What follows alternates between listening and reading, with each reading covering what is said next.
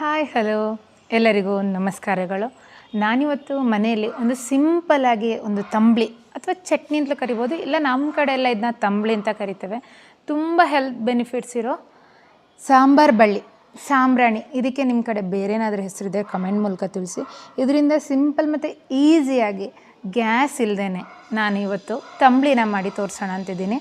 ಇದರಲ್ಲಿ ತುಂಬ health benefits ಇದೆ. ಅಂದರೆ ನಿಮಗೆ ಕೆಮ್ಮು, ಕಫ, ಶೀತ ಈ ರೀತಿಯಾದ ಟೈಮಲ್ಲೆಲ್ಲ ಇದರಲ್ಲಿ ನೀವು ತಂಬಳಿ ಮಾಡಿ ತಿನ್ನೋದ್ರಿಂದ ಇದೆಲ್ಲ ಕಮ್ಮಿ ಆಗುತ್ತೆ. ನಾನು ಇದ್ರದ್ದು ಆಲ್ರೆಡಿ ಇನ್ನೊಂದು ರಸಮಿದು ರೆಸಿಪಿ ಕೂಡ ತೋರಿಸಿದ್ದೀನಿ, ಅದನ್ನು ನೀವಿನ್ನೂ ನೋಡಿಲ್ಲ ಅಂದರೆ ಚೆಕ್ ಮಾಡಿ.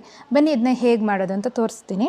ನೋಡಿ, ನಾನು ನಮ್ಮ ಮನೇಲಿ ಚಿಕ್ಕದಾಗಿ ಒಂದು ಪಾಟಲ್ಲಿ ಹಾಕ್ಕೊಂಡಿರೋದು. ನೀವು ಈ ರೀತಿಯಾಗಿ ಎಲ್ಲಾದರೂ ಗಿಡ ಸಿಕ್ಕಿದ್ರೆ ಇದನ್ನ ಕಟ್ ಮಾಡಿ ಇದಕ್ಕೆ ಹಾಕಿದ್ರೆ ಆಯಿತು. ಪಾಟಿಗೆ ಇಷ್ಟು ಚೆನ್ನಾಗಿ ಬೆಳೆದಿದೆ ನೋಡಿ. ನಿಮಗೆ ಯಾವಾಗ ಬೇಕು ಆವಾಗ ಇದನ್ನ ಆರಾಮ್ಸೆ ಮಾಡಿಕೊಂಡು ಚಟ್ನಿ ಮಾಡಿಕೊಂಡು ರಸಮ್ ಮಾಡಿಕೊಂಡು ಟ್ರೈ ಮಾಡ್ಬೋದು. ಸೊ ಇವಾಗ ತುಂಬ ಬೆಳೆದಿದೆ, ಅದಕ್ಕೋಸ್ಕರ ಇವತ್ತು ಇದರಿಂದ ತಂಬಳಿ ಮಾಡೋಣ ಅಂತ ಹೋಗ್ತಾಯಿದ್ದೀನಿ. ಸೊ ನಿಮಗೆ ತಂಬಳಿಗೆ ಎಷ್ಟು ಬೇಕೋ ಅಷ್ಟು ಎಲೆಗಳನ್ನ ತೊಗೊಳ್ಳಿ.